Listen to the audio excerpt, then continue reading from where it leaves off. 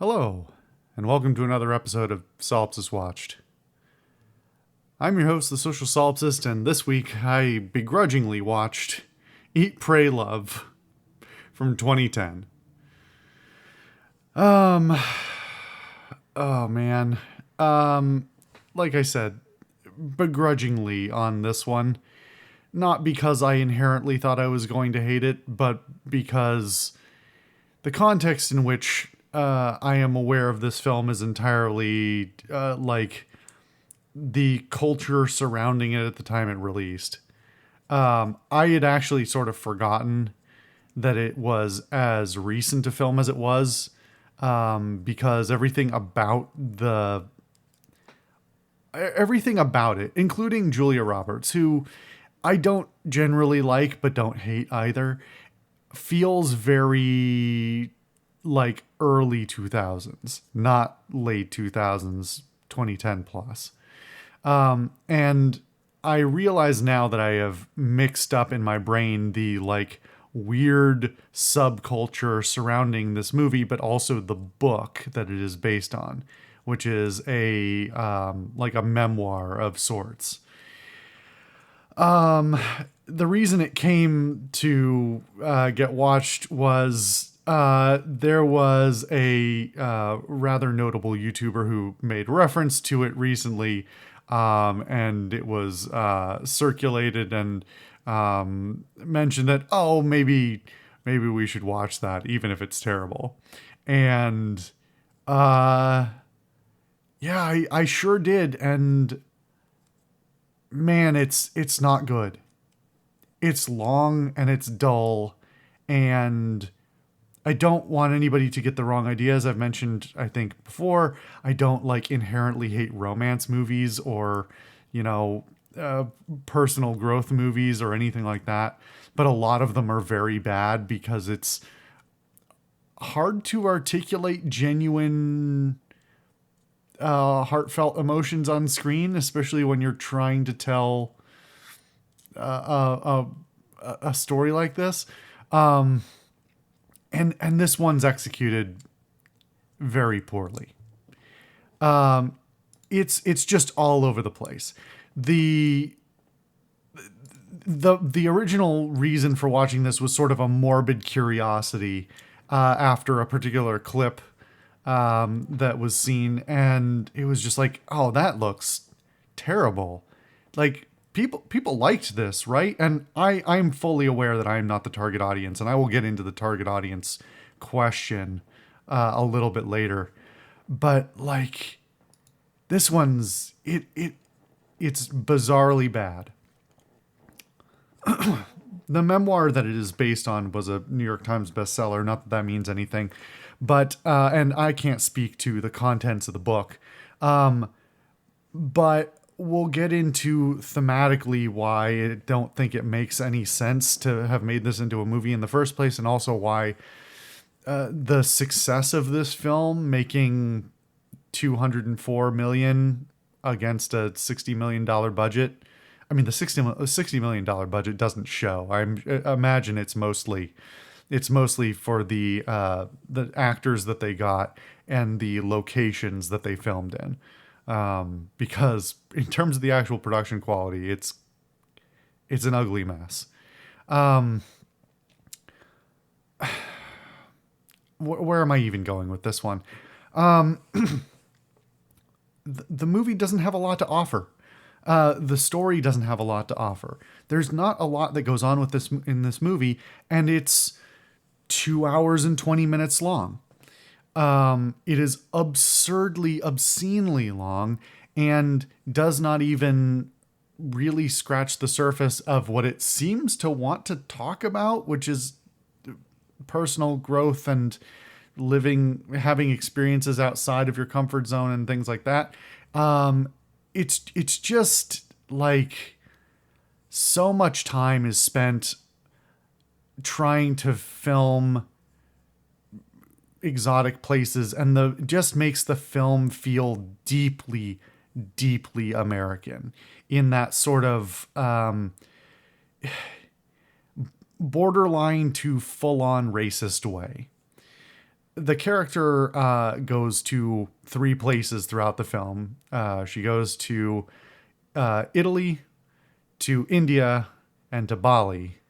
And it's not great in Italy. It's kind of racist in Italy. It's a lot more racist in India and Bali.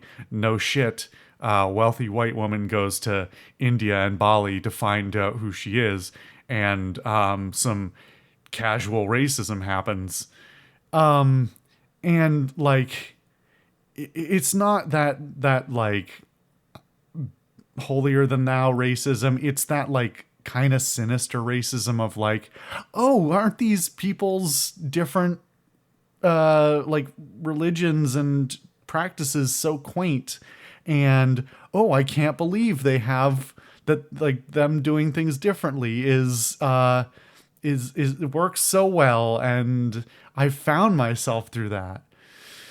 And that really gets into the problem with the whole movie and its target audience, which is this is a movie about a wealthy middle-aged white woman based on a book written by a wealthy middle-aged white woman, about her year plus long vacation that she took, that she can only take because she's a wealthy middle-aged white woman. It's inherently less relatable than a lot of horrible, crappy rom-coms that I hate, because at least those give you like some semblance of a character that somebody might actually be able to be. This is this whole thing comes from such a place of privilege, and seems so unaware of that fact, or unacknowledging of that fact, to the point that like one of the very first things that happens in the movie is the character is told by this like, I think the term they used was shaman, but Balinese like, or witch doctor. I don't even remember what it was. It was something that didn't seem entirely respectful. How like he's reading her palm and saying, "Oh, you're gonna lose all of your money," and that is provably untrue, because after the event where she loses all of her money, she goes on a year-long trip around the world. That's not losing all of your money. That's not how that fucking happens. And so the whole thing is like, it's in a fucking pit from there for me, of just like, what can you possibly be trying to say here? And listen, I don't want to shit on anyone who actually, goes tripping around the world and does find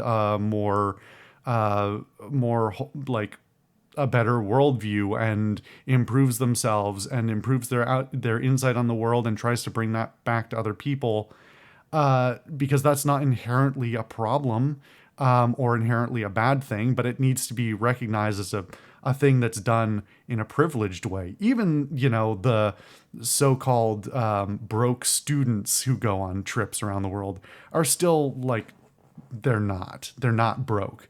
That's your ability to do that comes from a place of deep privilege. And the movie tries to do some things to feign as though she's like putting up with hardship, but she absolutely isn't. Basically every problem in her life could be fixed with money. And the soul searching that she allegedly needed to do to find herself in a better place, is so shallow that, not knowing anything about the book, I have a hard time believing, like, some of it comes off as, if I didn't already know the structure of this movie and what it's probably going to do, I would think it's going to go a very different way.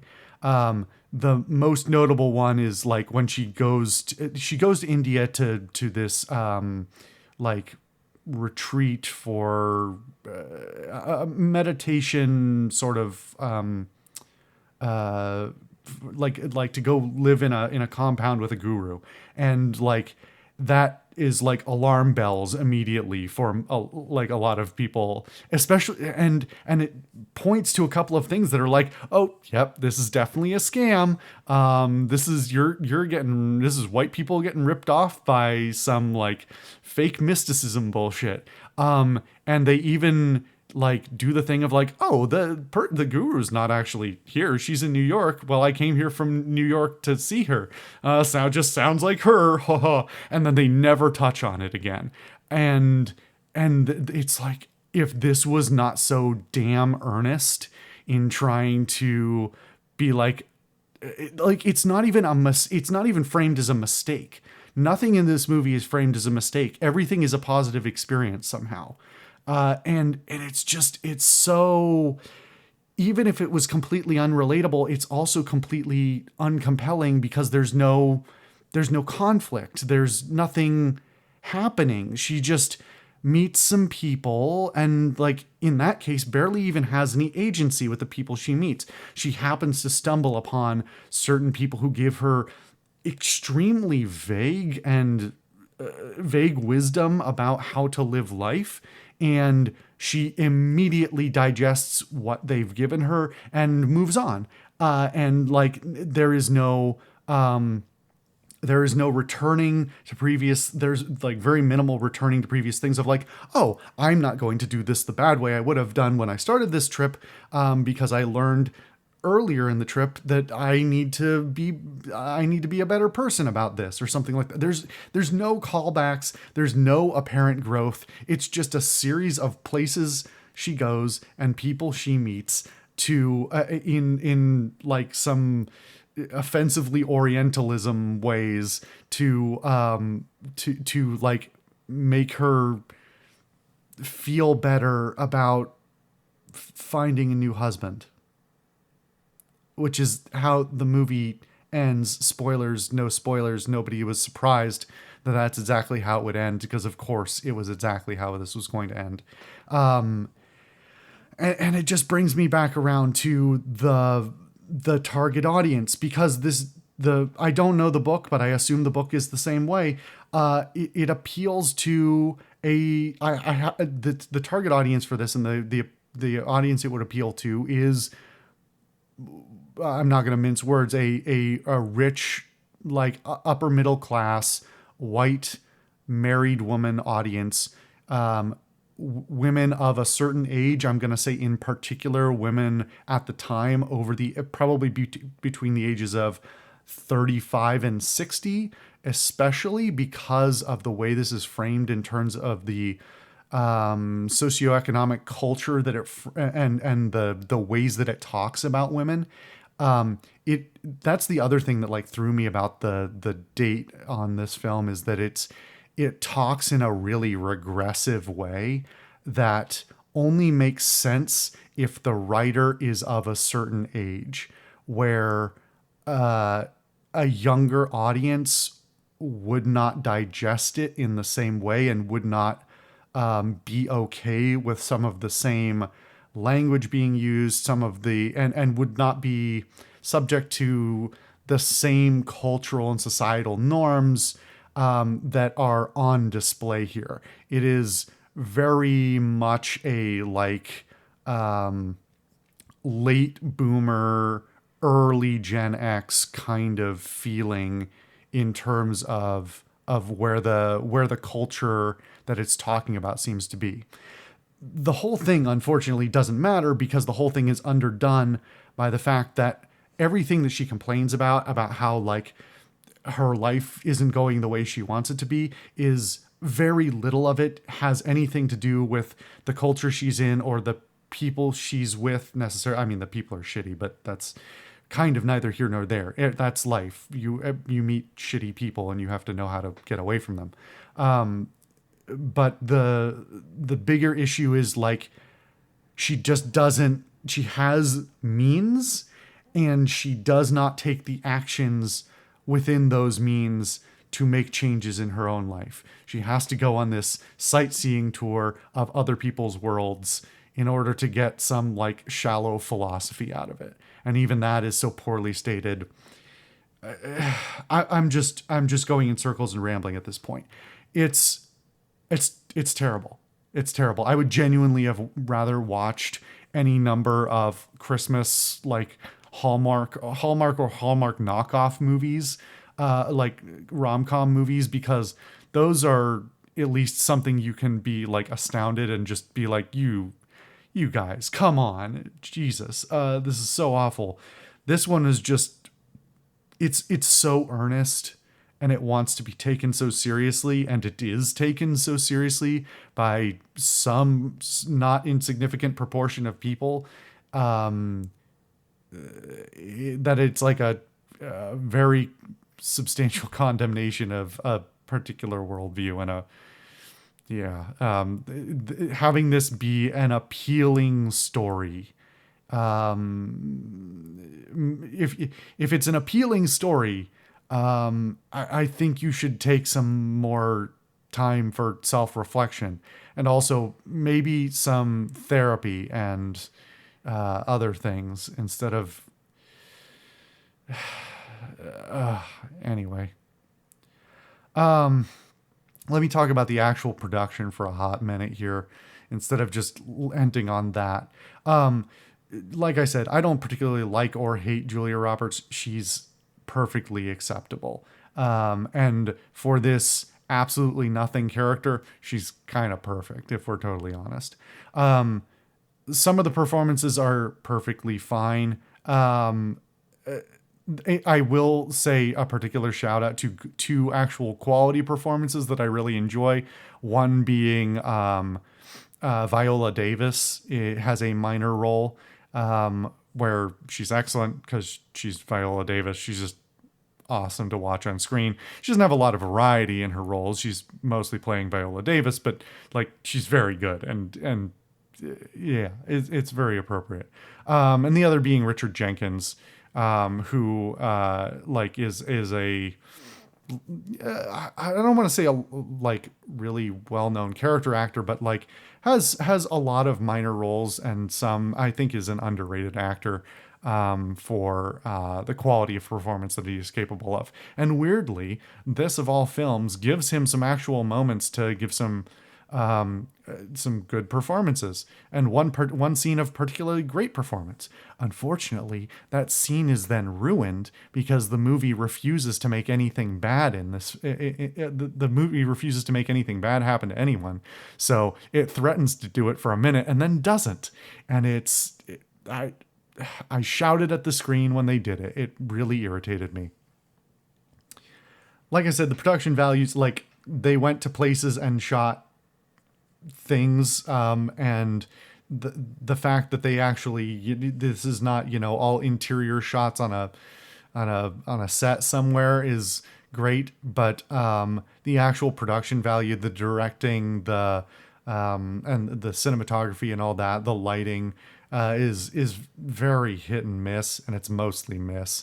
It is trying to portray like a journey of wonder, and can't muster the artistic talent to actually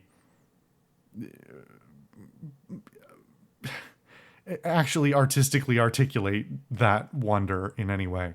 Likewise with the music and the sound design, it's just, there's nothing going on there. They slapped it together as fast as possible, as far as I can tell. And while it is not overtly offensive to the ears, it's not helping anything.